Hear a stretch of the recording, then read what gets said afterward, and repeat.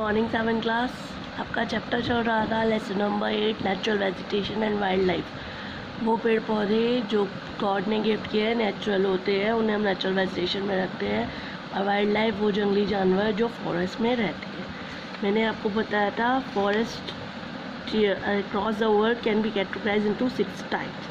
First one is tropical, जो हमने पढ़ लिया. Second one is tropical deciduous. Number 3 temperate deciduous. Number 4 temperate evergreen. Number 4 temperate deciduous. Number 5 mediterranean. And last one is coniferous.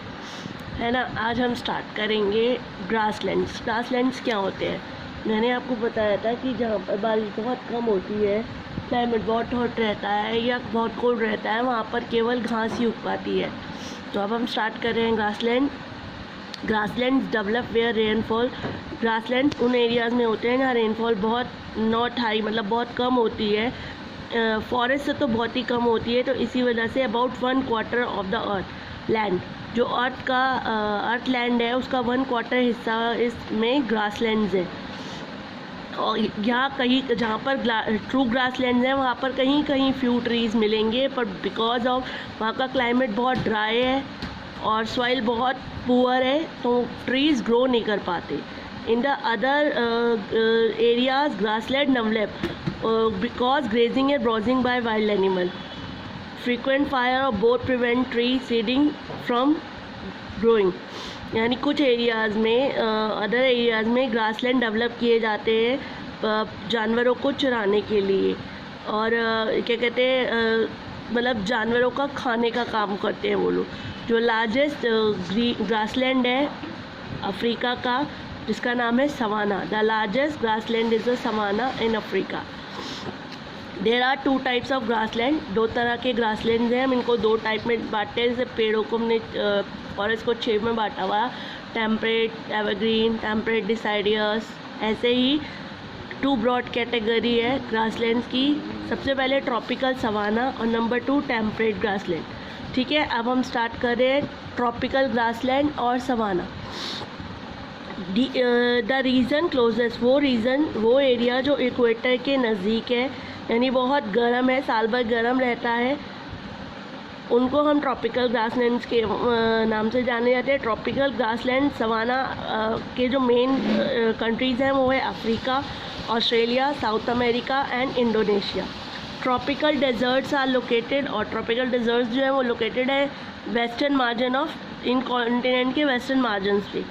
In grassland को अलग अलग नामों से वर्ल्ड में बुलाया जाता है, जैसे अमेरिका में पार्कलैंड, वेनेजुला एंड कोलंबिया में लेनोस, ब्राज़ील अर्जेंटीना में कैंपोस. ये vegetation cover is scarce here because यहाँ पर वेजिटेशन यानी पेड़ पौधे कम है, केवल घास ही उग पाती है, क्योंकि यहाँ पर बारिश बहुत कम होती है, लगभग रेनफॉल 50 to 130 सेंटीमीटर, जिसकी वजह से केवल पेड़ पौधों की बजाय छोटे छोटे घास के मैदान ही यहाँ पर होते हैं. सॉइल जो है यहाँ की बहुत थिन है, केवल ग्रास को ही सपोर्ट कर सकती है. यहाँ पर बड़े बड़े ट्री सपोर्ट नहीं हो पाते हैं. या आपको कुछ फॉब्स मिलेंगे. फॉब्स यानी फ्लावरिंग प्लांट, वो छोटे छोटे प्लांट्स जिन पर फ्लावर ग्रो होते हैं. और कहीं इक्का दुक्का आपको ट्रीज़ देखने को मिलेंगे. यहाँ 10 टॉल ट्रीज़ अबाउट. यहाँ पर जो ट्री है, अगर टॉल ट्री आप देखें तो उसकी जो लेंथ है वो सिर्फ 2 मीटर to 4 मीटर है. मेनली एरियाज़ में ग्रासलैंड यहाँ पर क्या किया जाता है, उनको बर्न कर दिया जाता है. मतलब जो ग्रास होती है वो हेल्दी हो जाती है ग्रेजिंग एनिमल्स के लिए. इस एरियाज़ में सवाना में जो है दिन ब दिन एक्सपेंड होता जाता है, बढ़ रहा है. कैसे बढ़ रहा है कि यहाँ पर जंगलों को, जो जंगल है भी, by cutting the forest cut करके बर्न किया जाता है, और फिर जो ट्री थोड़े बहुत बचे वो भी ख़त्म होते जा रहे हैं, क्योंकि ये लोग जंगल को साफ़ करके घास ज़्यादा ग्रो करें. जी सीज़न यहाँ पर इस एरिया में आपको वाइल्ड लाइफ मिलेगी. Zebra, deer, giraffe, elephant, leopard, hyena, panther, wild buffalo and rhinoceros. अब आपका आता है टेम्परेट ग्रासलैंड. एट हायर, जैसे जैसे आप ऊंचाई पर जाएंगे, हायर एलिवेशन पर जाएंगे, टेम्परेट ग्रासलैंड आपको कॉमन है. दे आर फॉर ये इक्वेटर से बहुत दूर है.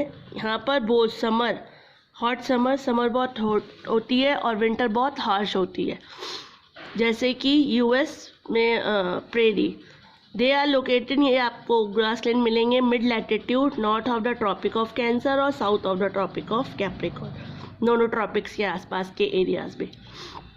दे जनरली लाई बिटवीन, आपको डेजर्ट और टेम्परेट फॉरेस्ट के आसपास भी ये एरिया मिलेगा। इन ग्रास मिलेट में तो बारिश और भी कम होती है, लगभग 25 to 90 सेंटीमीटर। ठीक है। ट्रॉपिकल ग्रासलैंड की जो रेंज है temperature winter to summer then savanna, summer temperature यहाँ का है 38 डिग्री सेल्सियस और विंटर टेम्परेचर है -40 डिग्री सेल्सियस। यहाँ ये ग्रासलैंड यूज़ किए जाते हैं, सुटेबल है कैटल और शीप रियरिंग। यहाँ पर आपको ट्रीज कम ही मिलेंगे। Temperate grassland because there is not enough moisturiser, यहाँ पर मॉइस्चराइजर नहीं है, तो इसी वजह से यहाँ पर पेड़ पौधे बहुत कम है और घास मैदान बहुत ज़्यादा है।